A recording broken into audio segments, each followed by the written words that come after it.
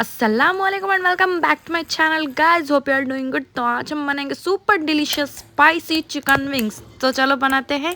इसके लिए मैंने लिया है चिकन विंग्स, उसको मैं डाल लूँगी बाउल में और उसमें हम डाल लेंगे salt, pepper powder and half tea spoon जितना सोया सॉस डाल के अच्छी तरह से मिक्स कर लेंगे। ये बहुत ही ईजी रेसिपी और बहुत ही डिलीशियस भी बन जाएगा। उसके बाद एक एक करके हम सारे चिकन विंग्स को अच्छी तरह से फ्राई कर लेंगे। फ्राई करने के बाद उसी पैन में हम डालेंगे थोड़ा सा ऑयल, 1 टीस्पून जितना वाइट तेल, garlic, tomato sauce, chilli powder डाल के अच्छी तरह से मिक्स कर लेंगे और थोड़ा सा पानी ऐड करके भी अच्छी तरह से मिक्स कर लेंगे। अच्छी तरह मिक्स करने के बाद अब हम डालेंगे चिकन विंग्स। मैंने यहाँ पर फूड कलर यूज़ नहीं किया है। बहुत ही मज़ेदार का चिकन विंग्स बन के तैयार है गाइस। अगर आपको मेरी रेसिपी पसंद है तो ज़रूर सब्सक्राइब, लाइक, शेयर ज़रूर करना।